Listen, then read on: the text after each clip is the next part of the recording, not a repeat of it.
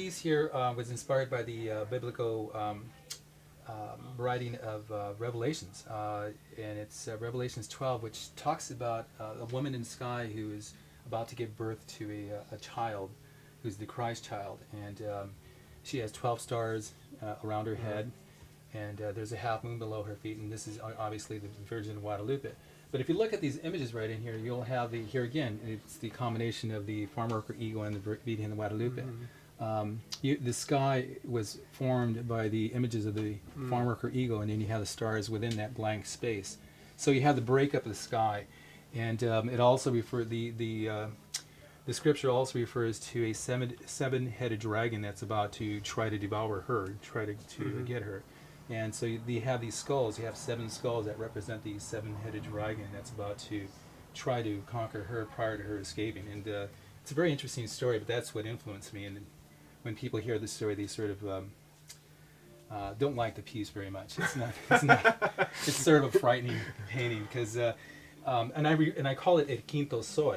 And according to the Mayan belief, or the Aztec belief, the calendar ends in 2012, and that's where all these planets are about to line up, and that's around the corner. So that's what this painting is in reference to.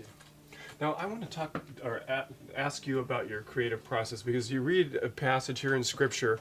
Do you immediately see something pretty close to this, or is it a gradual process of getting to this through drawing or painting? It's a gradual process. I'm influenced by things that I might read, things that I might see, or people that I might meet. I'm influenced by emotion, and I have to allow that emotion to settle prior to me being able to express it visually. Okay. When we pull back a little bit, we can see this poster of Siqueiros on your wall. Let's talk about influences a little bit more. You mentioned Harry Carmian, a painter with whom you studied and still very active in the scene. Who else has influenced you? Well, several artists, but here again, we go to the old masters, such as Harry. I mean, Harry is always influenced by the old masters of Europe. I'm always influenced by those masters, plus the masters of Mexico. Siqueiros, I was able to see his work for the first time in LA prior to the large earthquake that they had in Mexico City. I believe this was back in the 80s, if I'm not mistaken. 86. It was at 86. Okay. Well, they had his work out in La Casa de la Raza in Los Angeles, and I was able to see an incredible exhibition of his work, which really inspired me, because at that time I had no idea what direction I really wanted to go in with my work. And when I saw the passion that Siqueiros had for his culture and his people, I thought, this is really neat. This is this is really awesome. And so I was not influenced by his mural that came to Santa Barbara. I was aware of him prior to that even happening. And the fact that he's always working with different materials is also a great influence to me. I'm also experimenting, painting on old rugs, and this is actually painted on masonite. So I'm always experimenting with different mediums and different materials to work with. Yeah, and as we move over there, we can. This is another series. This is from your AOL 10s. That is right? correct. Yeah. Now, why an AOL 10? Why not? We got to recycle them. I mean, people would get upset and throw these in the trash bin. But yeah, these are all AOL 10s, and I decided to throw some oil. Here again, it's the influence of retablos.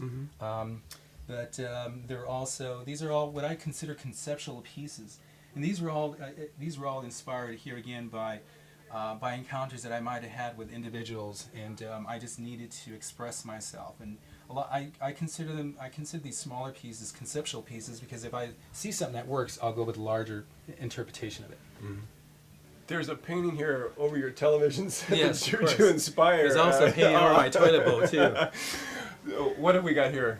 This here is a painting of the angel that's underneath the Virgen de Guadalupe, and I like to refer to this piece as the piece prior to the connection with the Virgen.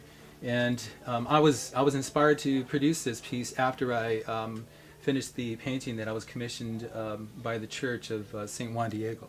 I just felt the subject was important because the Virgin's always getting all the recognition, and no one ever questions that angel at the bottom, and I felt it was about time to.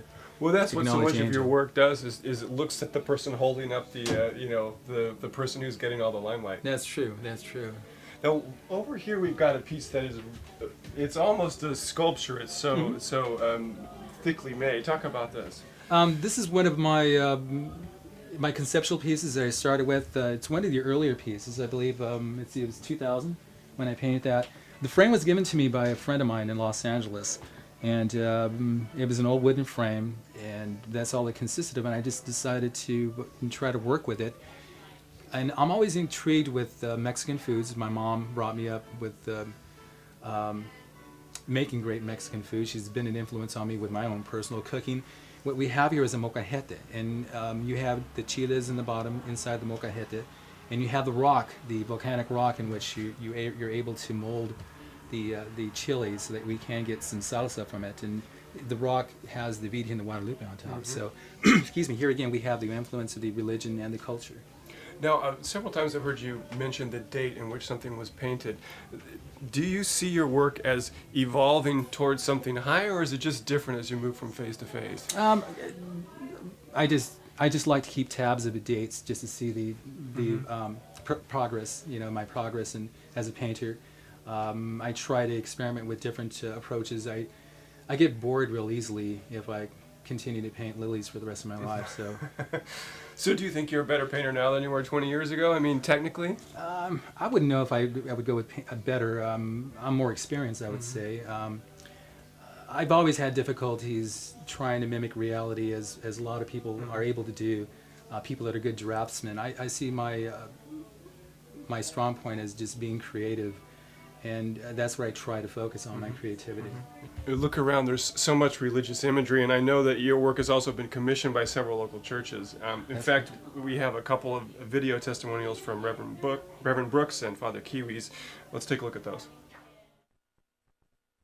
I was at the studio where I was editing, and he was working at the studio there, so I came in and I noticed him, and right away we had a really nice exchange with each other, and I started calling him Brother Ray, and he was telling me about his work he was doing and showing me different exhibits he was doing, so I would go down and look at his work and everything, and I always admired his work that he was doing. He seemed to be a very dedicated person to what he's doing, so.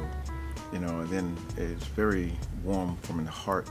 He speaks to people, he talks to people, and so it's really nice, And I'd always tell him that everybody was my friend. I go, have you guys ever been out to dinner? I go, I know. You ever been to his house? No, but we were friends. So he was telling me about the work he was doing for the other churches and everything, and he was always telling me, hey, I'm working on a piece for you, and I would tell the church, hey, he's working on it.